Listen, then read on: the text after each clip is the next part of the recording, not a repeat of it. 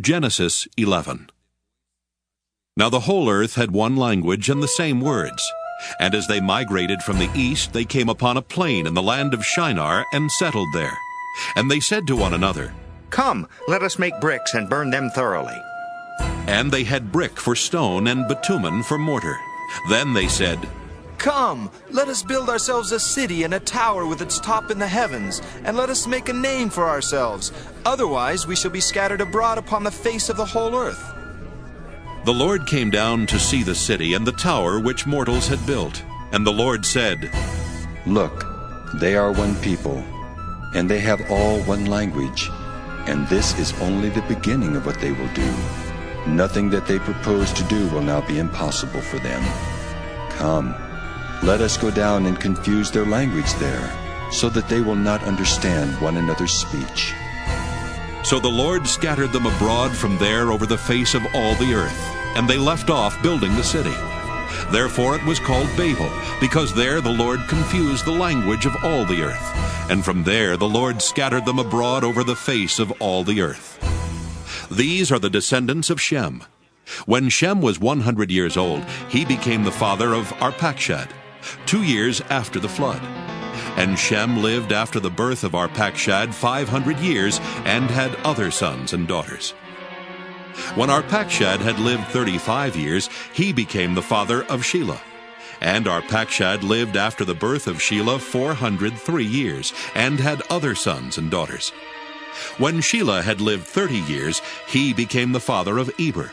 And Shelah lived after the birth of Eber 403 years, and had other sons and daughters.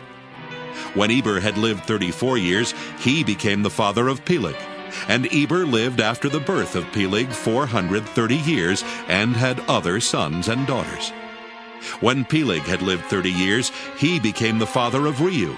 And Peleg lived after the birth of Reu 209 years, and had other sons and daughters. When Reu had lived 32 years, he became the father of Sirach. And Reu lived after the birth of Sirach 207 years, and had other sons and daughters. When Sirach had lived 30 years, he became the father of Nahor. And Sirach lived after the birth of Nahor 200 years, and had other sons and daughters. When Nahor had lived 29 years, he became the father of Terah. And Nahor lived after the birth of Terah 119 years, and had other sons and daughters. When Terah had lived 70 years, he became the father of Abram, Nahor, and Haran. Now these are the descendants of Terah. Terah was the father of Abram, Nahor, and Haran. And Haran was the father of Lot. Haran died before his father Terah in the land of his birth, in Ur of the Chaldeans. Abram and Nahor took wives. The name of Abram's wife was Sarai, and the name of Nahor's wife was Milcah. She was the daughter of Haran, the father of Milcah and Iscah. Now Sarai was barren; she had no child.